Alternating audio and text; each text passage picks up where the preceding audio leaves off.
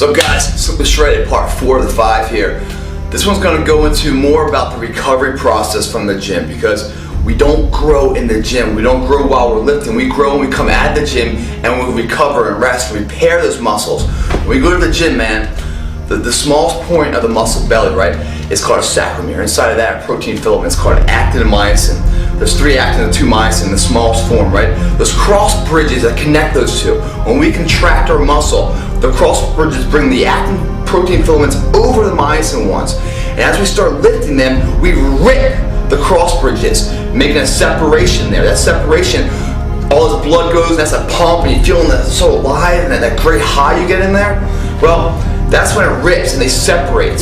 So you must then rest to have these things grow back, elongate to get back to their original protein, actin and myosin filaments. That is elongation of muscle. That's the growth we want. Overtraining is going to make these things, there's millions of them, guys. So when we rip these things, right, these can go either to the original ones at the point of origin where they rip from, or they can digress to something right next to it, even closer. So what I'm trying to say is that if you got overtraining, in essence, you can get weaker. We're going to go into a lot of things. We're going into overtraining. We're going to go into the DOMS effect, that delayed onset muscle soreness, so we get that feeling. We're going to get injuries from the gym. Are you injured or are you just hurt? We're going to go into different elements of heat and ice, a battle. Which one's better there? We're going to do self-prognosis with the rice factor of rest and ice and compression and elevation. We got a lot to go into, a lot more from my site, guys, but I'm going to just speed through this and get through as much as I can and give you guys some information on really how to recover after the workout. That X factor that we just put into ourselves, that great lifting we just did, to get the most bang for the buck. Make sure we get all the work that we did in the gym turned into principle of muscle growth, whatever our goals in the gym are, that we get all that. We just did the work, now let's get paid for the work, right? If you guys are coming out of the gym and you're not resting, that's the equation, right? You have the 4 equations, you know, with lifting and then your cardio and your diet and nutrition, and then your rest. They all hold equal weight. If you just lift every minute of the day, you're going to get weaker, guys. You got to have time to rest and recover. So let's really get smart here to know what the recovery process is so we can optimize our efforts in the gym. Okay, so back to what I was saying, those actin and myosin filaments, when we rip them, the overtraining aspect is this. There's millions of them, so they either go back to the point of origin or let's go back to the closest one. So if we rip them and now we're supposed to rest, right? But we don't. We overtrain. We get back in there first. We get back in there again before they've totally grown back, right? What happens right here? They won't grow back. They'll go back to something closer, and hence shortening the muscle belly, making yourself weaker. Overtraining, guys, like I'm speaking English to you guys, there's a body language that your body is telling you every single day. It's like a baby. A baby's crying and everything else. And I'm like, oh, what's wrong? It can't speak English. We have to guess what that is. We're trying to learn the baby's language on what the crying is. What's causing that discomfort in the baby? You know, so people pick up the baby, they start petting it and stuff, they give it food, they start singing songs. Maybe the baby's like, yo, my shoe's too tight, man, loosen it up. Maybe that's the problem, we don't know. But the more we learn the language of the baby, the more we can assess what's wrong and fix the problem. Same with our bodies. Our bodies are always telling us something in the gym. We might go into the gym and be like, man, I just don't feel alive today. I don't know what it is. Your body's telling you something right there. Or we're going to the gym, we're feeling lightheaded, or we're getting dizzy, or you know, our energy levels are down, or like you don't feel the pump or anything, or everything just feels heavy. All of these things are languages. Like I'm speaking in English, guys. It's telling you, yo, listen to me, motherfucker. I'm trying to tell you something. The quicker we can learn that language of our body, understand what it is saying to us, apply what we know that means, we can marry each other into success a lot faster. The mind-body connection is not just a high, it's an education process of knowing how our body works, applying the fundamental principles to our body to make it enhance the best we can, okay? So don't negate those principles that your body is saying to you. People are like, oh man, you ain't training unless you're puking, or you ain't training unless it's raining. All these egotistical people, it's their pride talking, guys. Mentally tough is good. You want to be strong. You want to push past adversity. When you're feeling like, oh man, 2 more, let's go, let's get it. That's all positive, but there's a fine line between, you know, that kind of energy level and then being stupidity. Courage and stupidity, fine line. Same with like love and hatred, extreme emotions, fine line between the two of them. So we gotta make smart decisions here. Overtraining. What is the definition of overtraining? Overtraining is nothing more then your physical activity, whatever it is, the level of your physical activity, right, exceeds the level of your physical recovery. That's all it is, guys. So it means when you're going in there and you're ripping those actin and myosin filaments, boom, you're not giving enough time to grow back. You're going in there too soon. You're jumping the gate too soon. I know you guys are, you're like, hey man, the more I hit it, the faster I'll grow and everything else. Yes, in a way, it's a very fair society in the gym. No one gives it to you, take it away. It's yours to win or lose, right? It all comes down to what you want to do with your hands and drive your body into the dream reality of what you want to live. But you have to be smart. You can't go too fast too soon. It's a marathon, guys, not a sprint. If you sprint it out and try to do too much too soon, a lot of things are going to happen. You're going to overtrain, right? So you can actually get weaker. You're going to burn out. You're going to cause injury. Injury, what is injury all about? Are you injured or are you hurt? Two totally different things. If it's an acute injury, right? Meaning like a strain, or maybe you got bruised or something, or you torn something, or a slight tear, injured. If you're hurt, that means, man, no matter what you do, man, you've got to take time off. A doctor's got to come in, evaluate the situation, apply medicine or therapy or physical therapy to help that before you can get back. You're not 100%. If you continue to work out while you're actually hurt, all you would do is enhance that problem. It's like a fucking herpes, It's a gift that keeps on giving. You never get out of that. You always be working around it. You never get 100%. If you're gonna go into something, go 100%. Otherwise, your true potential is never going to be reached. So injury, we have to do self-assessments, guys. So if you go to the gym, and by the way, everyone's injured, guys. It's called life. I cannot tell you one time in my life that I've gone to the gym where I've been 100% across the board. I always had some kind of bruise or a pull or a strain or soreness or maybe just a headache or just mentally my mind's somewhere else. There's always different things going on. But you push through that. So I want to tell you guys, just man up and push through it. But there's a fine line between that because yes and no, right? If you're injured, guys, if you keep pushing it past that point, you're not gonna. You're tough. You're mentally tough. But you're just going to cause that injury to keep reoccurring. And so your workouts are going to start digressing. And then all of a sudden the worst thing's going to happen is mentally you're going to start thinking, man, this sucks. What am I doing, man? I'm not getting results. I'm putting all this work in. I'm not getting the back end return. What am I doing this? Fuck this. I'm out of here. And you're done. Your confidence goes to shit. You feel like a failure. All from one little injury because we didn't assess the problem. So when you guys go into the gym and you feel something like, oh, I don't know what's happening there. My back's a little sore or whatever else. Maybe it's minimal. Maybe it's just an acute little strain, a little acute injury, something we can fix on our own. Maybe it's more. Let's find out. How do we do that? Okay, well you start. Let's say it's my shoulder, right? My shoulder is kind of feeling all bummed out and everything else. Let's say it's red, it's sore, it's point tendon and everything else. Well, that's soreness and everything else, the redness. The pain we feel is inflammation around what's injured. The pain isn't injured. The pain is just giving you the emotional knowledge that something's wrong here. And then it's all red and everything else. That's your visual representation. So when you go to the doctor, you say, yo, it's fucked up right here, man. Something's wrong, But before we go into the doctor, give it a week and test it out. So how do we test it out? It's a RICE principle, R-I-C-E. It's an acronym meaning rest, ice, compression, and elevation. So first thing we do is we gotta rest it. If you feel that problem, you guys can still go to the gym, but you gotta tell your workouts around that injury so the injury is protected. So you're not causing more damage to what could be already severely damaged or acutely damaged, okay? So rest is very important. Second thing is ice. Ice, what's heat and what's ice? All right, it's two different things.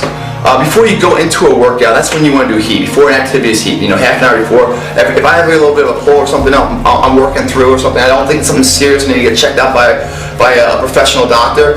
What I'll do in this test period, I'll get some icy hot, some Bengay, Flexol 454, some kind of cream, put it on there. Half an hour going into the gym. Get the heat going. Get that blood moving and circulation going. That's what you do before the workout. Maintain that through the workout. As soon as your workout's over, that's when you ice it down. And when you ice it down, it's like a bag of ice, 20 minutes or something else. Better than a bag of ice, guys, go get these plastic little cups. Paper little cups, right? Put ice in there about halfway up. Cups this big, halfway up. Put them in the freezer. Have a bunch of them in there always, right? When you have a problem, right, in the shoulder, grab that ice after your workout. Peel off the paper. So there's this much paper and this much ice, right? So you have a little ice cup. and then you're gonna put that on there and you're gonna massage the ice into it. It's better than an ice pack. The ice pack, there's only so much surface area of cold compression hitting it.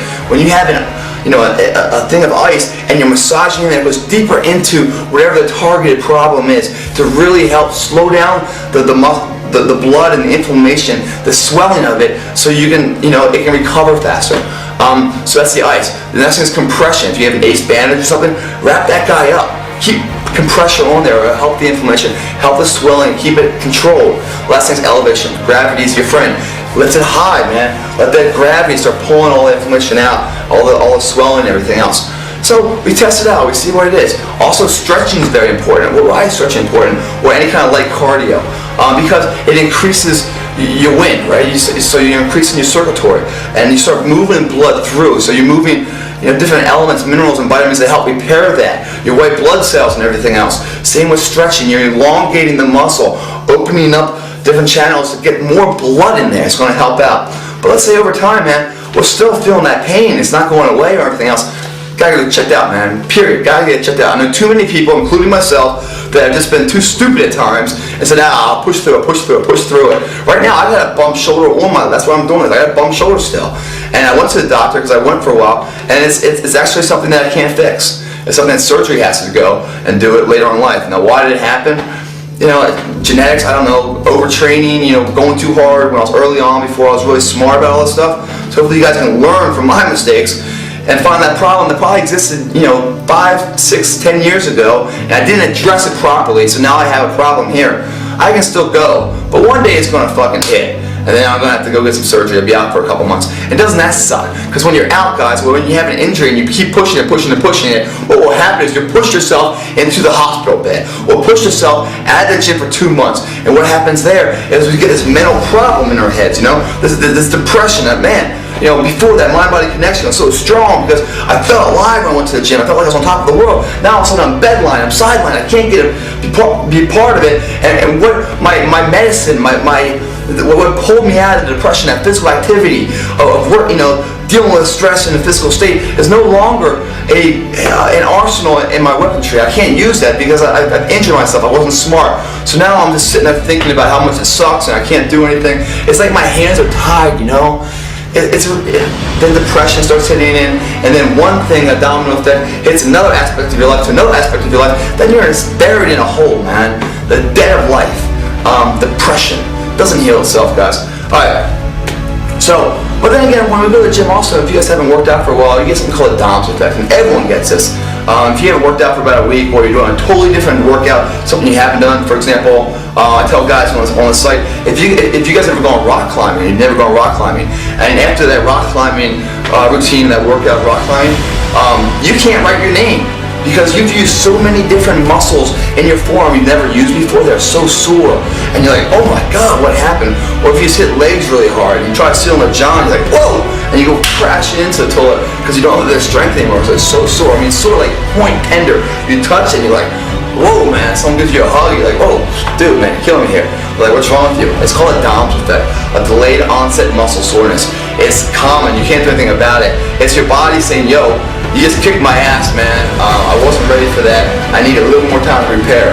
It's, they say 12 to 72 hour rule. It's really a 48 hour rule. So if I work out this morning, right, to cause that DOMS effect, and a workout I hadn't done before, I won't feel the side effects from that until the next day.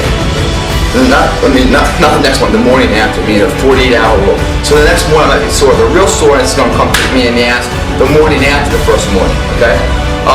Now how do we get rid of that DOMS effect? And how do we, it's going to go away with time. Can we work out through that? Yes, we can. We can continue to work out. That's going to help it because it's going to increase the blood flow, doing light weight, high reps, push through that. Sports massage is really good at that time to really push all that lactic acid and the soreness out of it. Taking any kind of anti-inflammatory, Motrin and stuff like that helps out. Make sure you take it on a full stomach. Also, your cardio is going to be really good because it's going to increase your blood flow and everything else. So stay in a proactive state in that DOMS effect. Don't just sit there and just let it just soak in, man. Keep moving, exercising it. It's going to help that. They say it takes up to sometimes 7 days. But if you guys are more proactive and doing these different measures, those 7 days are going to be more like 3 days. Also, when you haven't worked out for guys for a while, and especially beginners who maybe this year's New Year's resolution and say, hey man, I'm going to go and really change my life this year, and they're going to the gym and spend about a week or two, now they're feeling really sore. Well, it's because you really haven't worked out before. So knowing that next time is you want to hit every major muscle group as fast as you can, so that delayed onset muscle soreness that happens for 3 days, it happens universally at the same body. So you're not doing chest and then taking 3 days off, then doing back and taking another 3 days off. You know, see how long that can go? If we go in and do a circuit train, we hit it hard to rip up the major heads of every muscle group, hitting the chest, back, shoulders, arms, legs, all within like a 2-day span. Then that down flex can come and kick you, right? But it's only going to kick you for 3 or 4 days, and then you'll be totally fresh. As long as you stay on that current path of working out on a frequency basis, you won't have that DOMS effect again. But still, then people are like, well, am I really getting a good workout if I don't have that DOMS effect? Am I shocking my muscles up enough if I'm not feeling that DOMS effect in there? Yes, you are, guys. You don't need a DOMS effect. You don't need that extreme every single workout. It's the burn we're going after, guys, not the soreness. You know, the burn means you're actually pushing your muscles past that point of the current limitation, past failure and beyond. That's the growth right there, guys. You don't need soreness the next day to say good job, you know what I mean? The DOMS effect's going to come whenever you switch your workout up. If you're on a frequency basis and you're going to the gym every single day or a nice pad and everything else, when you shock that workout up, guys, when you shock that workout up, it's something new your body's not ready for. DOMS effect will come start setting in and say, yo, you got me, man. I don't like that. I'm going to get stronger for you so we don't have that again. So the more times we keep shocking it, the faster it grows. Kind of the blog I did for you guys before. It's like you can't stay in that comfort zone of life, guys. You can't just do the same thing over and over and over again.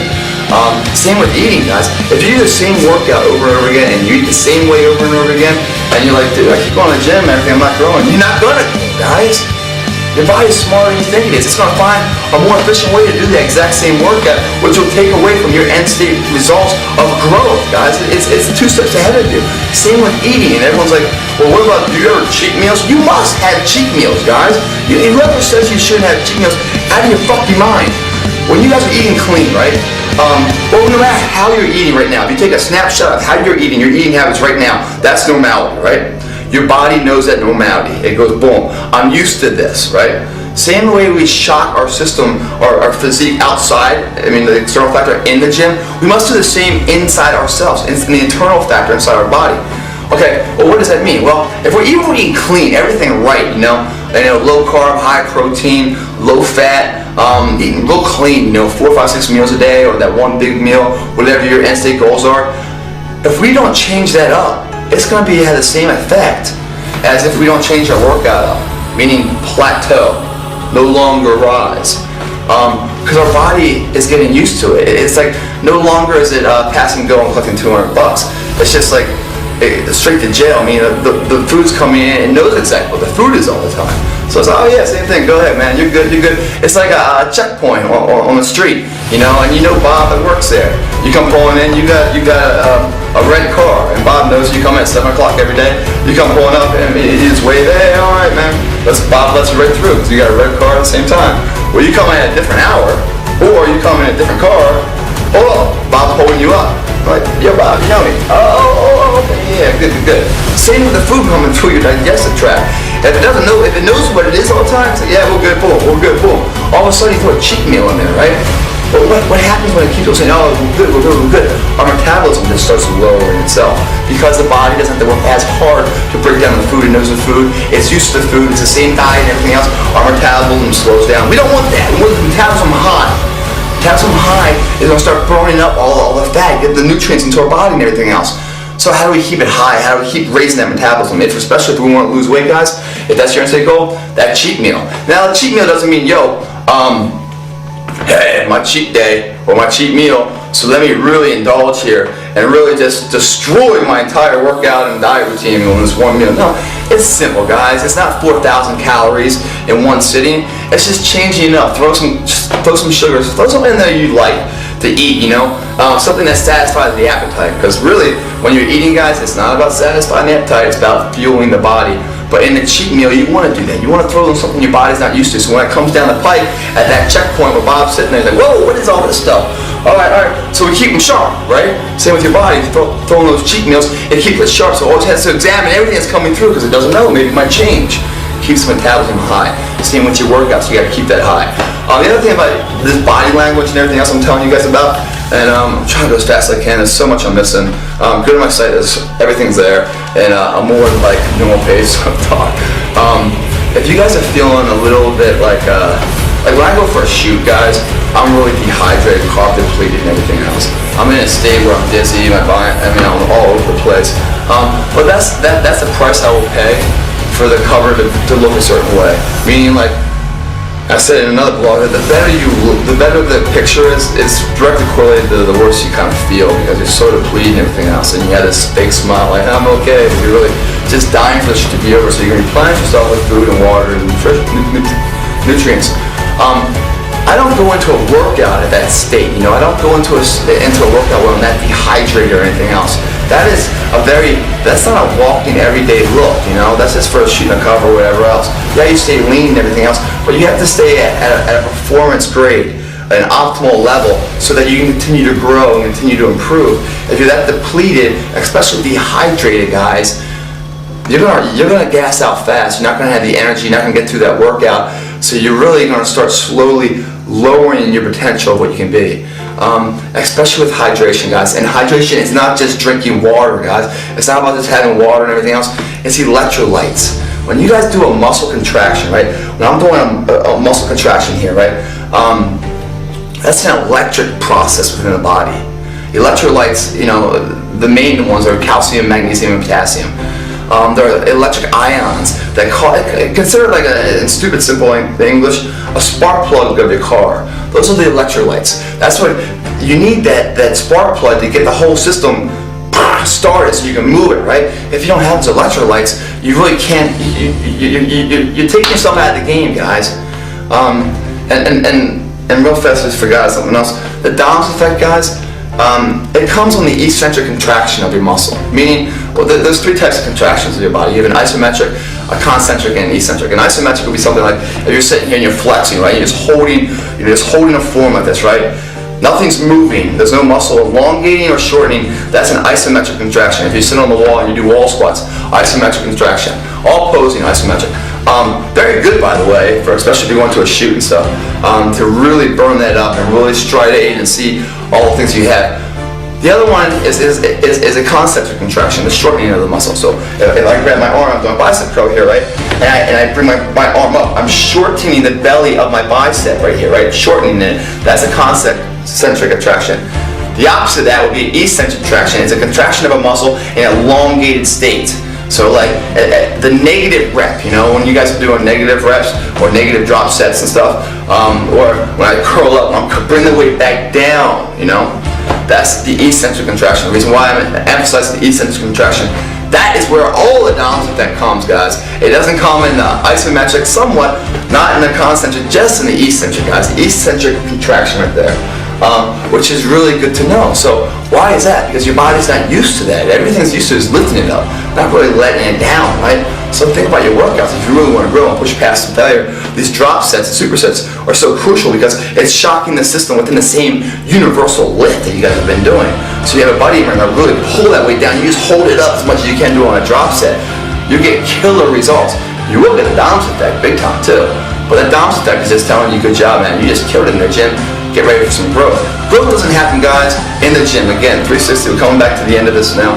It does not happen in the gym. It happens after you come out in your rest and recovery period. To make sure those actin myosin filaments grow back to the point of origin in which they separate from, hence elongating the muscle. If you guys overtrain and stuff and you're not listening to your body's language, they're going to be sometimes going to go to the gym and you're like, man, I just don't feel it today, you know? Well, that might just be that you're lazy, you know? But it could be your body telling you something. I can't tell you what these things are definitively to you because they're independently, you know, each Baskin-Robbins 31 flavors, same with working out. Each one, we all our own fingerprint. It's different for everybody, you know. The only way you guys can really learn this language is trial and error, going through the motions, seeing what this does and how your body reacts, what that does and how your body reacts. And you should be excited about that. That should be what yearns you to go into the gym and grow and get stronger. It's because it's not the same routine. You don't go to the movie and watch the same damn movie every single time, do you? No. You see different movies. Same with the gym. You gotta break the monotony. Otherwise it becomes benign to you and you're bored with it. You cannot get bored in the gym. Always excited, always changing things up, seeing how your body reacts. It's like a big hide and go seek, you know? Which exercise is going to hit this one the best? Okay, and guess what? Once you find it, get ready for it to change, because your body's 2 steps right there ahead of you, making it easier for you, so you got to shock it up again. But again, the growth comes outside of the gym. So you really have to give it the right time of recovery. For a novice person, there's going to be more recovery needed than somebody who is who's been experienced in the gym. But that's going to change for everybody too. Find out what your optimal,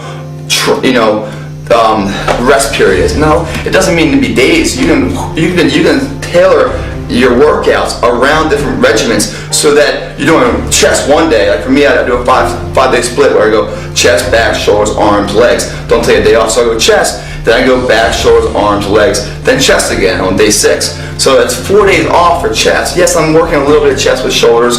I'm hitting tries with chest and shoulders. So, you tailor your workout around so you can always go into the gym, keep moving it, keep doing something different while recovering the major groups, so they have a good 2 to 3 day window. Anyway, I hope that helps, man. Greg Plitt, helping you stay fit, man. It's the Shredded Part 4. We got one more coming to you at the end of this week to wrap up the 5-part series. To see more of this, go to gregplitt.com and check it out. Thanks for watching.